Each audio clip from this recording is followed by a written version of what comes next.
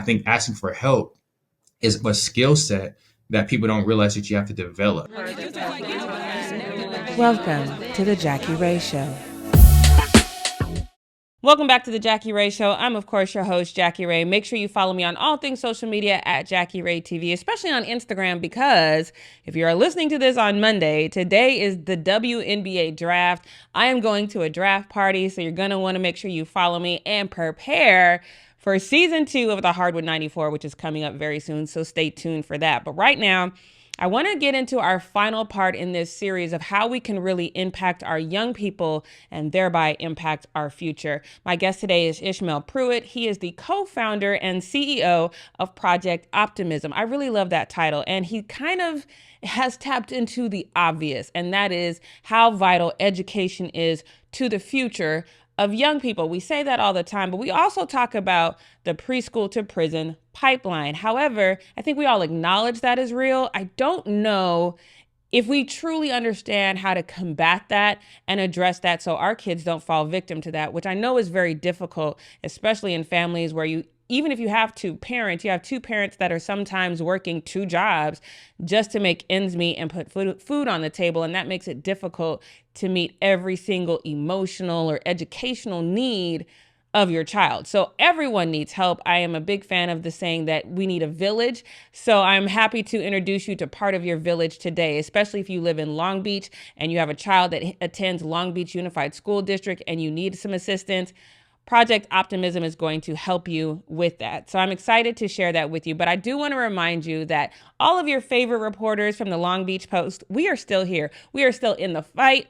The 3 people who were not laid off are still on strike and standing in solidarity with the rest of us who were laid off. And we are still trying to get back the paper that needs to be run with integrity and needs to be here for the community. However, if we are not successful, we will still succeed in having reporters and a newspaper and an online presence that is definitely here for the community. So I want you to take a moment, go onto social media, follow us on all things social media at LBM Guild, which is Long Beach Media Guild, and then follow our Watchdog account so you can get all the news that you've come accustomed to from the Long Beach Post, from the reporters that you've come to know and love. If you've also been following and you've missed at all the word on Long Beach with Jackie Rae, which is me, that was brought to you by the Long Beach Post. You can definitely follow this podcast. This podcast is definitely very similar to that. I will cover big topics that affect us nationally, but my passion is the community that I live in and I love, and that is the community in Long Beach. So make sure you reach out to me. Make sure you stay tapped in with me. Again, you're going to want to tap in if you have young children, even if they're not struggling, but you know how tapped you might be, and you know that you are doing everything you can.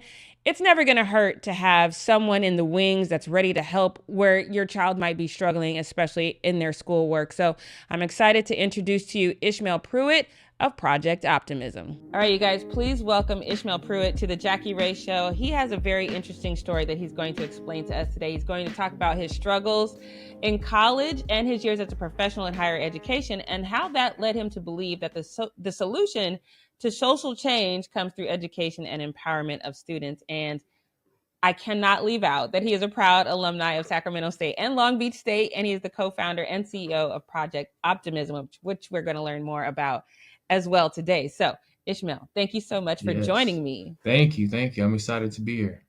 I'm excited to have you here. Now, this is part 2. Basically, I wanted to really dive into what we need to do to really empower our young people to make sure we can kind of change the trajectory of things, especially when it comes to the Black community. So your background seemed very intriguing to me in that regard, but let's go back a little bit. Let's talk about these struggles. So tell me some of your struggles, specifically like in college and your years as a professional in higher education. Yeah. It started off when I actually was enrolled at Sacramento State. It's 2010.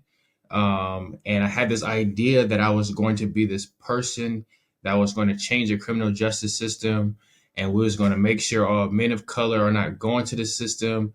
And that idea was not enough to push through the institution that I actually had to navigate, which is higher education.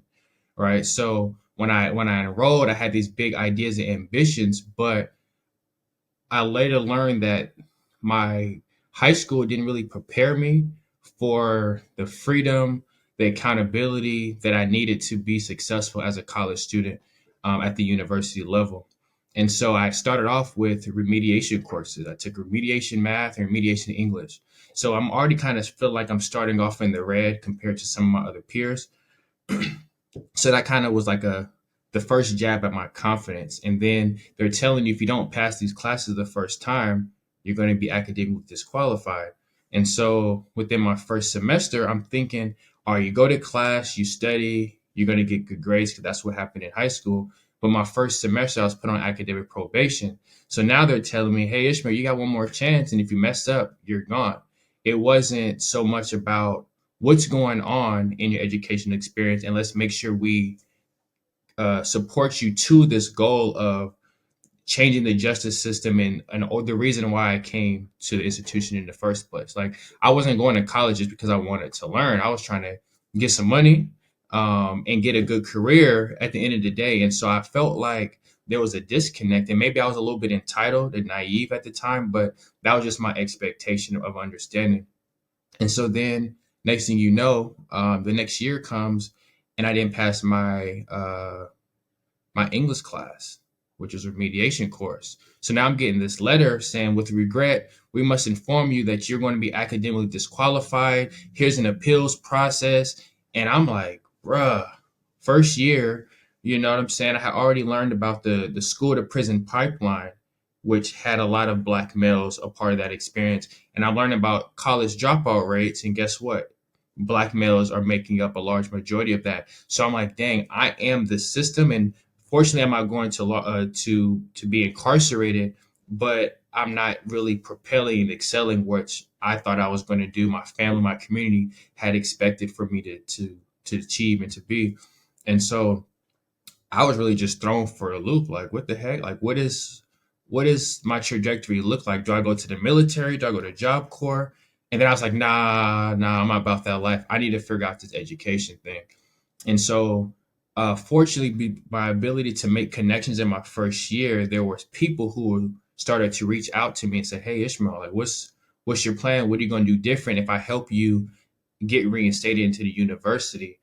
And that's when the idea of mentorship really kicked in, and allowing people to hold me accountable and to a standard, and really having a community and a village so that my idea of social change and social justice could come to life. And so, um, from those struggles in my first year of higher education, opened my eyes to understand that I can't do this alone, and I need to allow myself to be supported. But how I was raised is you figure stuff out. So there was a disconnect where either there's not resources, or you're told you got to figure it out because we all got stuff to do. We all got to figure things out ourselves. And so I took that mentality to college, and it's a brand new institution, a brand new experience. My father did go to college, but it was later in his life. So his experience in higher education was completely different from mine. And so I didn't really have too much to lean on to. But those Black women that I was able to connect with institution, they was like aunties and big sis type situations. They're like, nah, we're going to make sure you really understand how to navigate higher education, because it's not just about going to class. It's about a professional and personal development experience. And if you grow with the institution, then you will create those goals. But if you're here just taking classes, you might get a degree or you might not. When I hear people say, oh, in high school, this happened or this happened, that's usually where the fall off happens. When we talk about the preschool to prison pipeline, Mm-hmm. I feel like usually people, when you're talking about middle school, and most certainly right when you get into high school, and now you have these older kids that you're interacting with, especially if they're on the wrong path, that's where I really feel like I've been used to hearing that's where things get derailed. But for you, you're saying it could have possibly happened in college. I think that's an unusual mind, at least for me, it's a unusual thing to hear. I think we need to talk about that more. Yeah. That maybe it's not just the high school, the middle school. It can happen in college as well. Did you see anyone in college that was having the same struggle and maybe didn't have the support system that you did? Everybody. Wow. So, and I won't say everybody, but a large majority of my peers did not make it past the first year of the people I was Wow. connected with, and they trickled to drop out throughout the next year, the year after that. So at Sacramento State, they had this real cool experience called like a Pan African cohort, and it was a Mm-hmm. group of, I don't know the number, let's say 60 to 90 Black students, and you're going to take these remediation courses together and continue on this trajectory to success. So it sounds good. You have Black people in your class.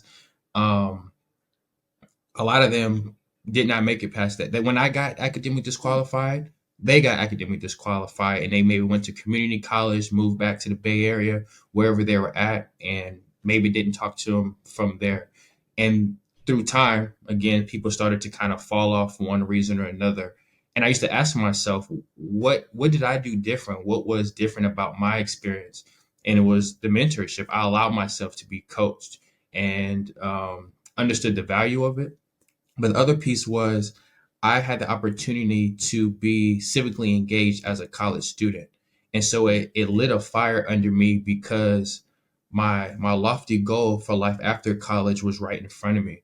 I was able to be a mentor at a school called Hiram Johnson High School. At the time, it was probably one of the lowest performing high schools in Sacramento County.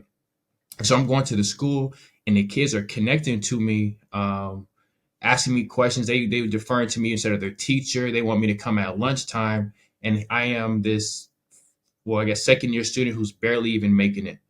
But the value that I had to offer them and the mindset that I was equipping them with, I also had to hold myself to that same standard. And so, okay, if I want to continue this journey of empowering these young people, I got to stay in college because that's the ticket that is giving me their buy-in and their trust. Black male, Mm-hmm. how I present, but also in college, I am their future. I'm their where they aspire to be.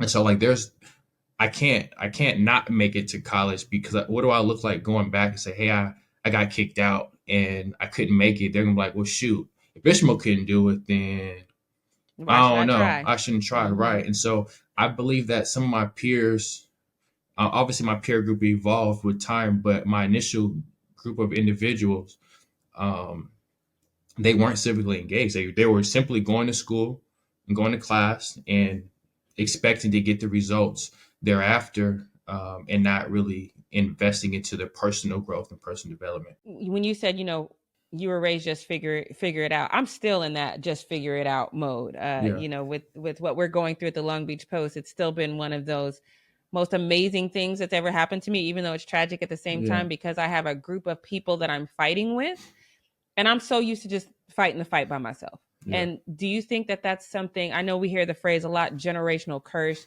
Do you think as Black people we are just so focused on, you know what, I got to do this on my own, I got to figure it out? Does that come into play at all when we kind of fall short in areas we want to succeed? Uh, I think some of, yes, yes, it is to our deficit, but also is a level of resilience building that Mm-hmm. is equipping us with without the intentionality. And I feel like that is probably the disconnect that some of our community members are facing, is they don't know that having to figure it out by yourself is really your resilience. And if you could think about it as a resilience, then you could think about your capacity to make it to and through whatever life throws at you. And so my business partner always brings this up. He might have got this quote from somebody else, but he always talks about we have made it through the hardest things in our life. Like Mm-hmm. we're 100 of 100. Like we've made it through all of them. So we're going to make it through this same thing. But sometimes we don't think of it in that same way. Now on the back end of it, I think we don't understand there's a standard that we have to identify, like the goal we want. And when we're falling short of doing it by ourselves, we need to be responsible to figure out what we need to implement to get there. And I don't think our Mm-hmm. mind allows us to shift to saying, hey, Ishmael can't figure this out by himself. Ishmael needs to Mm-hmm. go call on somebody, seek resources, ask for help. And I think asking for help is a skill set that people don't realize that you have to develop. It's not just something you do, but it's like a mental shift and a skill. How do I ask for help? How do I build the trust Mm-hmm. around people? How do I trust the resource that they're going to do right by me? And because someone cannot vet in other individuals to be trustworthy people to pour into them, they kind of leave it up to figure it out by themselves. I mean, that's a hard thing to put your trust in somebody else. I know, as I'm going and I'm covering things and I'm telling people, the squeaky wheel gets the oil. So if you really want government to invest in your community, especially locally, you have to be loud. You have to raise awareness.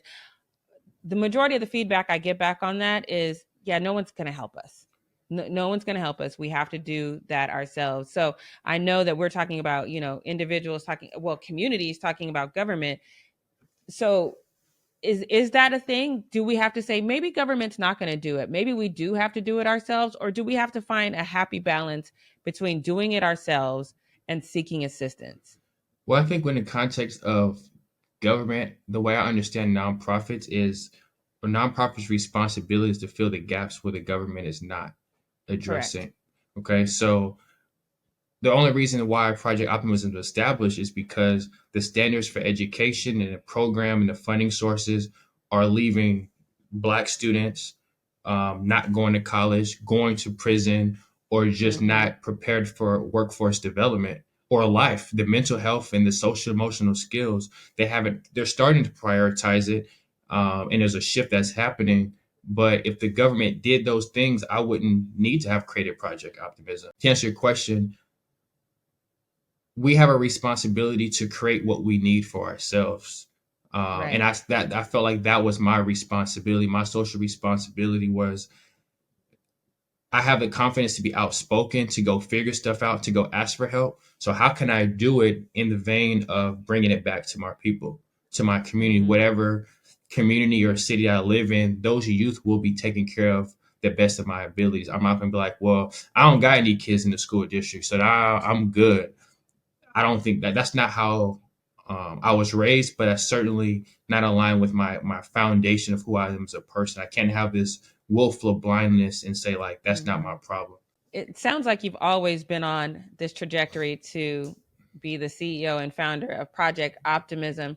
But what was that moment when you said, I have to start this now? This has to come to fruition now. I think it was the doors closing because Mm, I didn't truly accept that it could be. So in college, I become this mentor. I'm good at being mentor to other youth. And then I'm getting college students like, hey, you got to come volunteer with these kids and be connected to them. And they're seeing the value through that same interaction. So in my mind, I'm like, I'm onto something. College students working with young adults, they're close in age, or young people, they're close in age. There's that representation that's addressed that schools cannot find or hire and retain Black teachers and staff. And so I saw the value there, but I was still stuck on criminal justice because that was my major. And I was like, I don't know what it means to be an entrepreneur. I don't know what it means mm-hmm. to even run a nonprofit. I didn't know that nonprofits made money. So in my mind, I was just like, when you think about nonprofits make money, you think about churches and then you think about Mm-hmm. scandals with pastors. And I was like, nah, can't be me. Right. Um, but every year, it took me about 5 years to graduate. Every year, I had less and less of a desire or that fire for law enforcement. But I told myself, I'm gonna at least try it and see how that can be a safety net to propel me for where I'm going. So fast forward, I graduate and I done any and everything you could think you're supposed to do as a college student, from jobs, volunteerism, leadership, literally everything, student athlete. And so I'm thinking like there's no way somebody's not going to want to hire me. And so I Mm-hmm. apply for law enforcement. I go through the processes. I get to the interview and the guy says, we're going to offer you a job, but we got to do your background check. Do the background check, it gets denied. And a lot of people don't know, but in law enforcement, they don't have to tell you why you get denied on your background check. Correct. You go Mm-hmm. through this 60-page document that takes you weeks to complete, and then you get your results. And so then I'm like, all right, let me go again. One door closes, another one opens. And I kept going through this process up across California, and people weren't hiring me. And I'm like, I ain't never been arrested anymore before. Um, I've talked to law enforcement, they've shut down a party or something like that, but my name is not in the system anywhere. Uh, and that's when I was like, God don't want me to do Mm-hmm. this. It wasn't meant for me to have this job. What what were you good at that you did when you were at your lowest point? That was being a mentor. When I was about to get kicked out of the school, when I wasn't sure, being a mentor gave me the confidence, the life, the just the spark that I needed. And so at that time, I had worked at the children's receiving home, working with foster youth who were temporarily displaced from their families.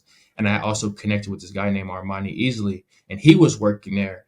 And so I had a little ego. Like I'm that guy when it comes to the kids. I got their routine down. They look forward to my shift. And then he comes into the program and they're just excited to see him as they are to see me. So I'm kind of like, who is this, other dude kind of messing with my group of kiddos? Um, but we became peers and connected through that. And he was in the process of creating his own nonprofit. I was in the idea of creating my own, and we just sat down and was like, bro, we're doing the same exact thing. We're not really friends yet, but I trust your discernment and what God has placed on your heart, and you trust me. And was like, okay, let's see what collaboration could look like. And it was too much alignment where we was like, we kind of have to do co-CEO if we're going to do this together. And we just like, let's just do it. Let's just jump off the porch and figure it out. And so it came from begging people to just give me 5 kids. Let me just show you that we know what we're doing. We don't want any money. We threw a party and raised like $5,000 to fund the program ourselves, to just figure out how to give stipends and scholarships, because we wanted people to believe in what we had, but we needed to create the product ourselves. And from there, it just continued to soar. Okay, so I got a couple more questions. Do you think it was God closing those doors or a little bit of systemic racism? I'm gonna say God. I do believe systemic racism definitely does and did play a role.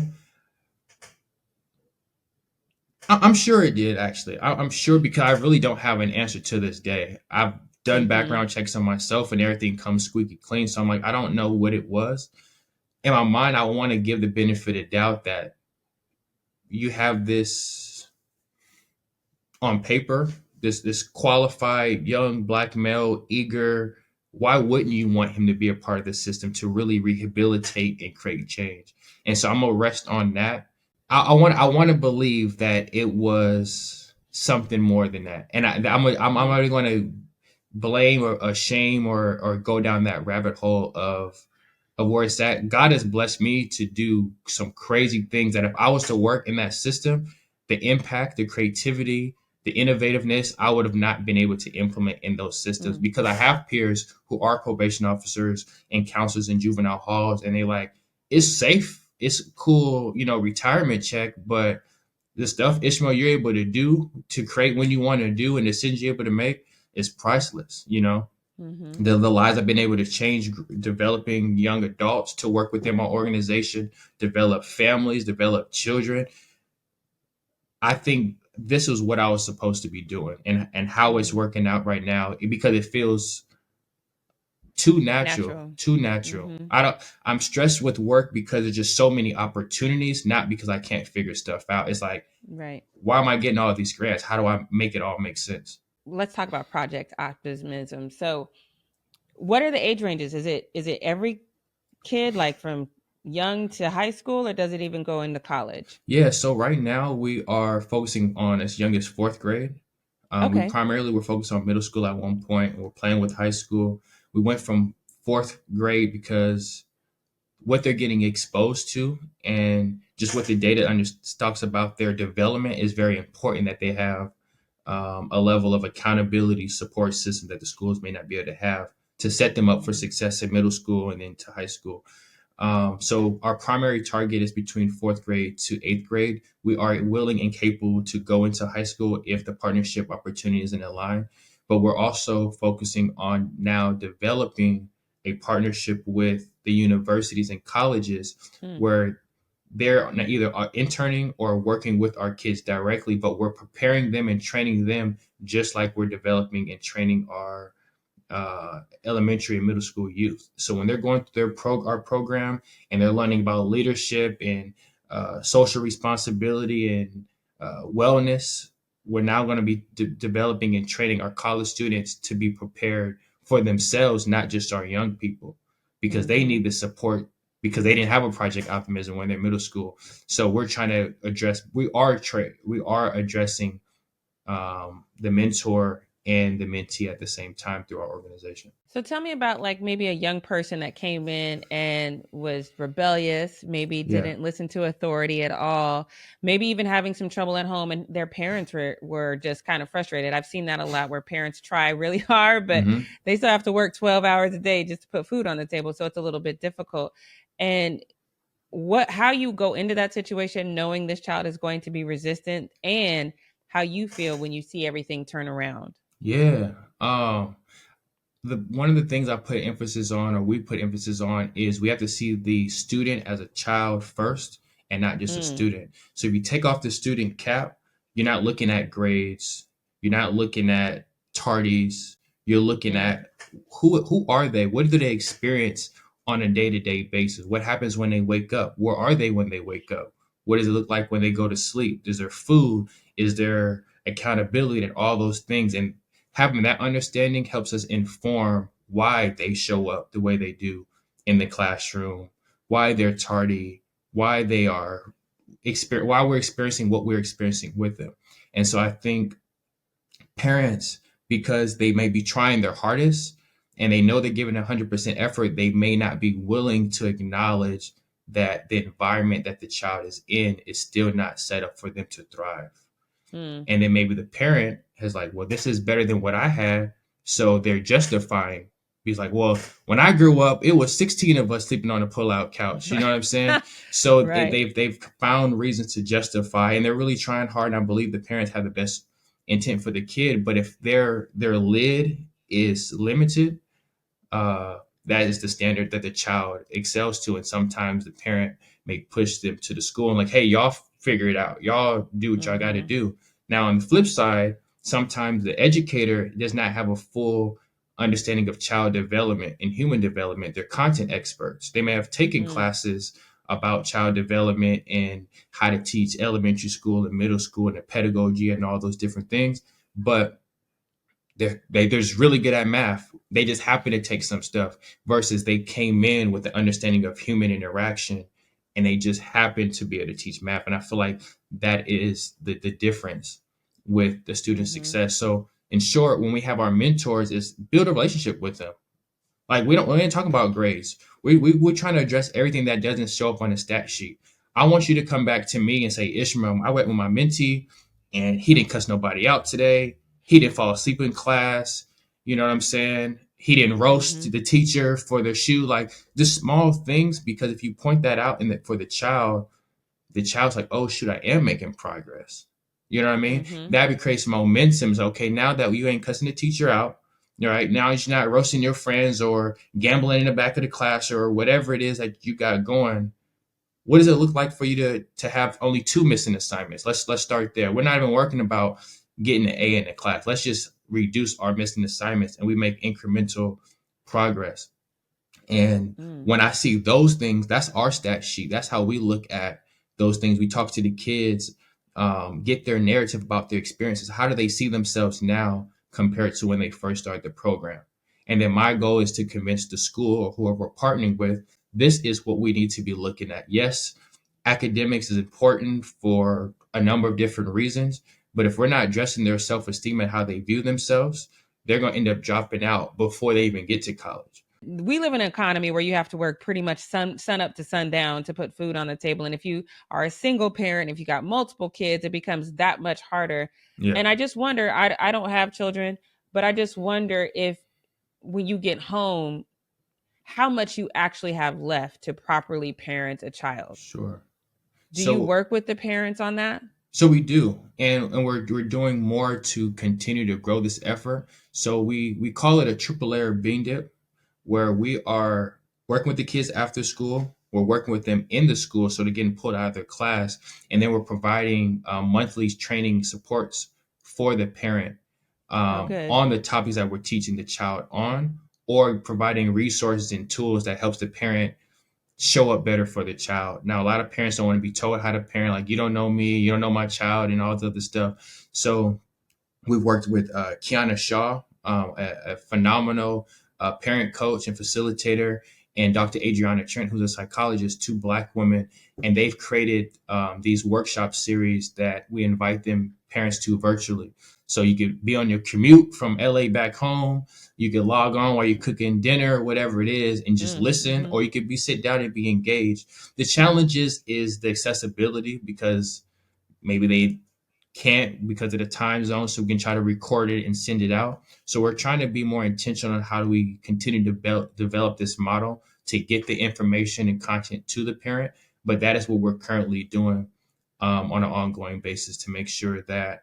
And then if they wanted to, if parents seek additional questions and support, we refer them. Like, we have a partnership with Kiana Shaw, so let's figure out how you can continue to get some support from her. Our staff are responsible for contacting the family every week with an update, good, bad, ugly. I just want to say hi because I want you to know who I am, because I'm working with your kid all day, because we want to create a connection between them and the school. So that if Project Optimism is there, they're used to talking to somebody that represents the school, and then hopefully that can be maintained beyond our partnership. Unfortunately, Right. a lot of parents start to pull back by fifth grade. Why So is that? I think there's an assumption of the child is ready for that independence. Mm, So it's like kindergarten, I'm there, I'm walking the kid to the door, I'm giving them a hug and kiss. First grade, it's like, all right, I'm gonna drop you off at the curb, but I'm gonna still go to parent teacher conference. By fifth grade, it's like, all right, you about to go to middle school. You're a big boy, you're a big girl now. You got to kind of figure this out. And I don't think that's healthy or responsible, in my opinion. I feel like the right. parent should and needs to be there. But to what we were saying earlier, if mom got a whole bunch of stuff going on, dad, grandma is in a lot of cases, a lot of times grandmas are taking care of Mm-hmm. these children. They can't. So they're looking for the earliest exit strategy so they can kind of get back to working their graveyard shift or whatever it is to make sure that they're sustaining the family. And it's just a tough thing to balance for Mm-hmm. them.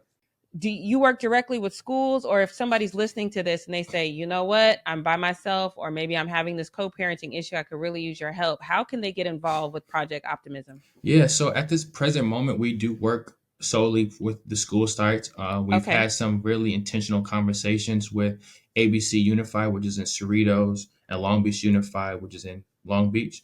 We're also based in Sacramento, so a number of districts out there. And so our goal is to provide our services at all the schools at some point.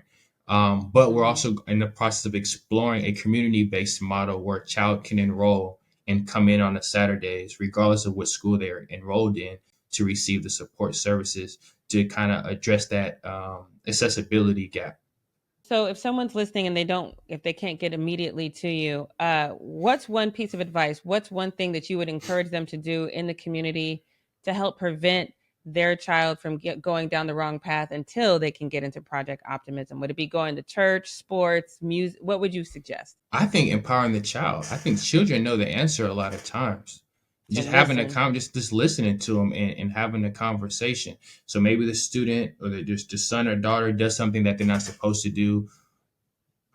If you were a parent, how would you handle yourself? Like, what feedback would Mm-hmm. you give them? What would you provide them? And the child may have a level of bias in there because they're like, okay, if I say something, they might actually try to implement it. But I believe a lot of our children actually have the ideas and solutions, because when we conduct listening sessions and focus groups, they'll tell you about rules that need to be changed at the school that's going to be more equitable. They already have this understanding. Sometimes they just don't have the words. And so if you kind of help, guide them, they'll really tell you everything. Thank you again to Ishmael Pruitt of Project Optimism. I'm going to put the link to his website in the description below. Again, if you have a child in Long Beach Unified School District and you think your child needs some extra help, you're definitely going to want to check in with him. If you have a child that's not in Long Beach Unified School District, please tap in with him as well, because he is very dialed in to things that can help our young people. So he's probably going to have some resources or a name for you that can help you on your journey. Don't forget to follow me on all things social media at JackieRaeTV. Follow me on my website at JackieRaeTV. You can donate to me personally there if you want to donate to my independent journalism. Make sure you follow the Watchdog. Support us as we continue to try to build for you. And with that, I do want to say one thing before I get out of here. I know I've talked a lot about this journey that we've had with the Long Beach Post, specifically how Melissa Evans and Jeremiah Dobruck intentionally tried to silence my voice, especially when it came to the Black community. Y'all probably saw a whole bunch of articles from me regarding the homeless population, which I've covered very extensively. No problem getting that out. But any time I tried to cover something with the Black community, it was like, shh, shh, shh. Remember that from Candyman? Shh, don't. They just didn't let me do that. And while I am still a little perturbed by that, I still have to take responsibility. I've had my own platform for a long time, and the reason why I built my own platform was because I refused to let anyone silence me, especially when it comes to speaking out about my community. And I failed miserably at that. So I owe you guys an apology. I shall not fail you again. So if you live in Long Beach and there's a story that you think needs some attention, please email me at JackieRaeMedia@gmail.com. Again, it's JackieRaeMedia@gmail.com. I am more than happy to cover it. It might take me a little longer now because your girl is back to working freelance. It's a lot, but you do what you got to do, right? But this is still my passion. I'm going to get to every single story that I can. I definitely applaud those of you who stood before City Council last week and really told Suli Saro, hey, we're tired of you overlooking us. Y'all could have changed that in the last election, but that's not the point. The point is you got out there and you voiced your concerns. I'm definitely going to be following up on that. So if you're one of the people, I've reached out to a few of you, but if you spoke at City Council, please email me at JackieRaeMedia@gmail.com. I would love to hear from you so we can continue to apply this pressure together, because remember, we are all we got and we are all we need. And don't forget, life is short, so make it good. We'll see you next time.